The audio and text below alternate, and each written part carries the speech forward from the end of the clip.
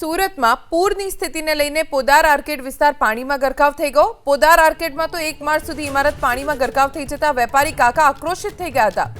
આક્રોશિત વેપારીનો video social મીડિયામાં ખૂબ viral થયો। જો કે નાયબ મુખ્યમંત્રી હર્ષ સંઘવી સાથે મુલાકાત બાદ રાતોરાત આક્રમક કાકાના સૂર બદલાઈ ગયા। હર્ષ સંઘવી સાથે ચાની ચુસ્કી મારતા મારતા કાકા પ્રશાસનના ભરપૂર વખાણ કરવા લાગ્યા। અગાઉ કાકાએ તો મહાનગરપાલિકા સામે આક્રોશ વ્યક્ત કરતા ભ્રષ્ટ અધિકારીઓને પૂર માટે જવાબદાર ઠેરવ્યા હતા।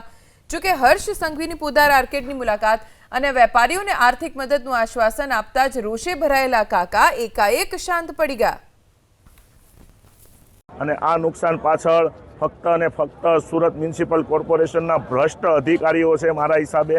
અને મારી સુરત શહેરના તમામ વેપારીઓ અને એમના પરિવારોને નમ્ર અરજ છે કે તમે લોકો આ ભ્રષ્ટ અધિકારીઓ અને એમના પરિવારોને સ્ટીલના કીડા પડે એવી દિલથી મહાદેવને પ્રાર્થના કરજો, જેથી કરીને એ લોકો ઝડપથી મરી જાય અને ભવિષ્યમાં એમના હિસાબે, એ ભ્રષ્ટ અધિકારીઓના હિસાબે સુરત શહેરના કોઈ લોકો હેરાન ના થાય।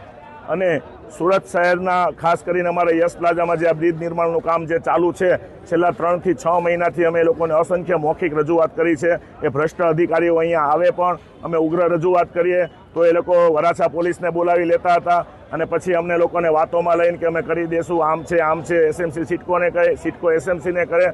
અને આજે એ લોકોની ગંભીર બેદરકારીના હિસાબે અમારું યશ પ્લાઝા કોમ્પ્લેક્સ જે કોમ્પ્યુટર લેપટોપ સીસીટીવીનું હબ છે, અહીંયા મોટા પ્રમાણમાં હોલસેલરો છે, એ દરેક લોકોનો માલ 100% નષ્ટ થઈ ગયો છે। હું ખુદ મારી પર્સનલ વાત કરું, મારા ઘણા વિડીયો ગઈકાલે મીડિયામાં વાયરલ થયા હતા, બરાબર। અને ઉગ્રતામાં મેં ઘણું બધું કીધું છે અને હજુ ભાઈ હું કેસ કામ નહીં થાય તો પણ આજે મારા માટે ખુશીની વાત છે કે ગુજરાત રાજ્યના ગૃહમંત્રી અને ગુજરાત રાજ્યના ડેપ્યુટી સીએમ સાહેબ મારી ઓફિસની મુલાકાતે અને મારા કોમ્પ્લેક્સના અને મારા આજુબાજુના વિસ્તારના મુલાકાતે આવેલા છે અને ખરેખર એમણે દિલથી અમને લોકોને અમારી દરેક વાત સાંભળી છે। આજે સત્ય છે એ કહું છું, બરાબર, કોઈ આમાં વખાણ કરવાવાળી વાત નથી। ઘણા લોકો પાછા એવી બી કોમેન્ટ કરશે કે તું તો કાલે આમ કહેતો હતો, આજે તો ઘૂસી ગયો। એટલે આ ખાસ તમને કહું, જે રિયાલિટી વાત થઈ છે, ગ્રાઉન્ડ ઉપરની વાત થઈ છે, અહીંયાના સ્થાનિક પોલીસ અધિકારીશ્રીઓ, કમિશનરશ્રીએ, સુરત મ્યુનિસિપલ કમિશનરની ટીમ અને કલેક્ટરની ટીમ અને સર્વેયરની ટીમ, સંપૂર્ણ ટીમ લઈને આવેલા છે। કોઈ ખાલી વિડીયોગ્રાફી કરવા માટે કે ફાંકા ફોજદારી કરવા માટે સાહેબ નથી આવ્યો। આ રિયાલિટી છે। આવતીકાલે અમારી જોડે વેપારી જોડે સંકલન કરીને કલેક્ટર ઓફિસે સાહેબે મિટિંગ પણ રાખેલી છે। સાહેબનો ખૂબ ખૂબ આભાર માનું છું, દિલથી આભાર માનું છું સાહેબ।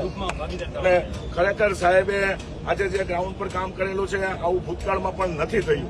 આ સત્ય હકીકત છે, કારણ કે હું તાજનો સાક્ષી છું। સુરત મારી કર્મભૂમિ ને જન્મભૂમિ